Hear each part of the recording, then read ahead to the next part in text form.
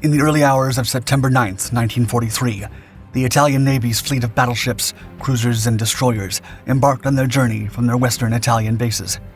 Originally, their mission was to attack the Allies Salerno invasion force. However, this objective was altered due to Italy's armistice with the Allies, and they were ordered to head for Sardinia instead.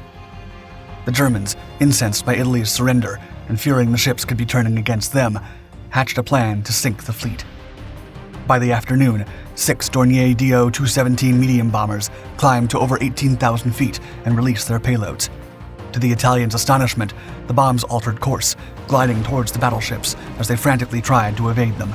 These were no ordinary weapons, but some of the world's first precision-guided munitions, the Fritz X radio-guided bombs. And although Allied intelligence was aware of these weapons, it wasn't until this fateful attack that their terrifying power was fully realized. As the day drew to a close, the face of warfare had been permanently altered.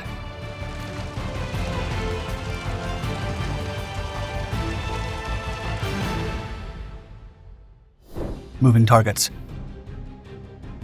During the early years of World War II, the Luftwaffe recognized the difficulty of successfully hitting moving Allied ships. This challenge became increasingly urgent as Germany faced off against the formidable naval forces of the Allied powers. It was German engineer Dr. Max Kramer who came up with a solution. He'd been experimenting with remote-controlled free-falling bombs since 1938, and his expertise in radio-controlled gliding bombs laid the foundation for a new weapon designed to be launched from high altitudes and accurately target heavily armored naval vessels, such as battleships and cruisers. In 1940, the Ruhrstahl AG manufacturer joined the development of the new weapon, bringing valuable experience from their work on unguided bombs.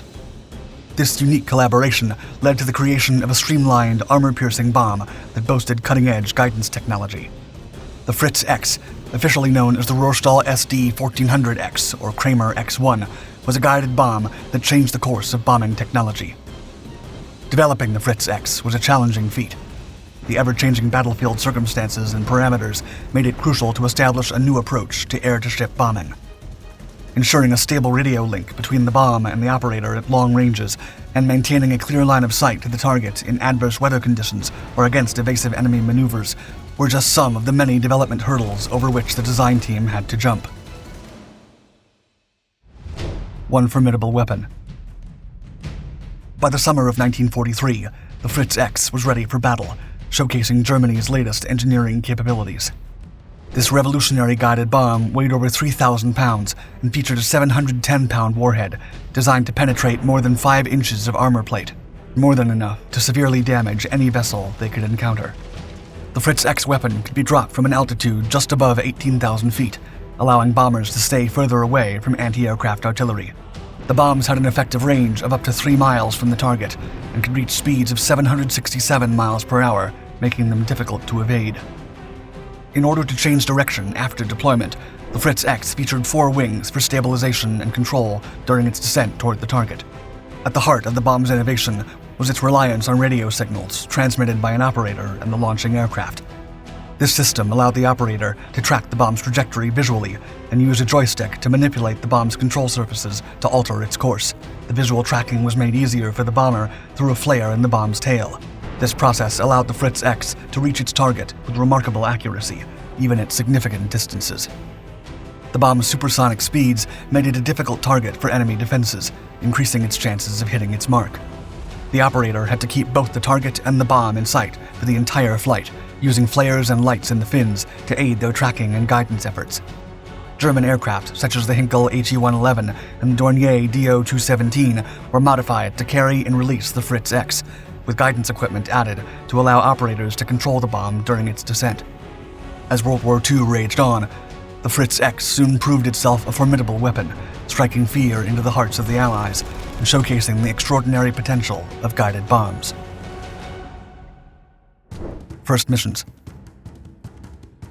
The Fritz X, a revolutionary guided bomb, saw its first operational deployment in the hands of the Luftwaffe's Kampfgeschwader 100 Viking unit, specifically Group 3. Primarily launched from the Dornier Do 217K2 bomber, in its first mission on July 21, 1943, the Fritz X targeted Augusta Harbor in Sicily. Though no confirmed hits were made on the first deployment, The subsequent attacks around Sicily and Messina showcased the potential of this radio-guided weapon, which remained unknown to the Allies at the time. The most significant triumph came on September 9, 1943, when 6 Dornier Do 217K2 bombers, each armed with a single Fritz X, set out to stop the Italian fleet from falling into Allied hands. The Italian battleship Roma, the fleet's flagship, was struck by 2 Fritz X bombs and 1 near miss, ultimately causing her magazines to explode and sinking the vessel. The casualties included famed Admiral Carlo Bergamini and 1,393 men. The sister ship, Italia, was also severely damaged in the attack, but managed to reach Tunisia. The Fritz X then continued wreaking havoc during the invasion of Salerno. On September 11, 1943, the American light cruiser USS Savannah was struck by a Fritz X, which penetrated the ship's armor and exploded in the lower ammunition handling room. The impact tore a hole in the ship's bottom and extinguished all fires in her boiler rooms. With 197 crewmen lost, 15 others seriously wounded, and 4 trapped for almost 3 whole days, the severely damaged Savannah was forced to retire for 8 months of repairs. More action. The same day the Savannah was bombed, USS Philadelphia was targeted, but narrowly escaped destruction when a Fritz X detonated approximately 50 feet away, causing minimal damage. The Royal Navy's light cruiser HMS Uganda also faced the fury of the Fritz X on September 13th. The bomb penetrated 7 decks and exploded underwater just beneath the keel. With 1,300 tons of water flooding the vessel, the damaged Uganda was towed to Malta for repairs. 2 merchant ships, SS Bushrod Washington and SS James W. Marshall, were reportedly struck by Fritz X bombs at Salerno, though the evidence remains uncertain. A formidable weapon against armored ships, the Fritz X did have a significant vulnerability. It was necessary for the bomber to remain straight and level for the duration of the bomb's flight, which ultimately made the aircraft an easier target for incoming fire. Because of this, the best defense against the Fritz X was fighter aircraft, although the Allies would later discover that deploying smokescreens to block the operator's visibility of the target rendered the guidance system useless. The British battleship HMS Warspite experienced the mighty force of the Fritz X on September 16th while providing gunfire support at Salerno. 1 bomb penetrated 6 decks before exploding in the boiler room, causing extensive damage and leaving the ship out of action for nearly a year.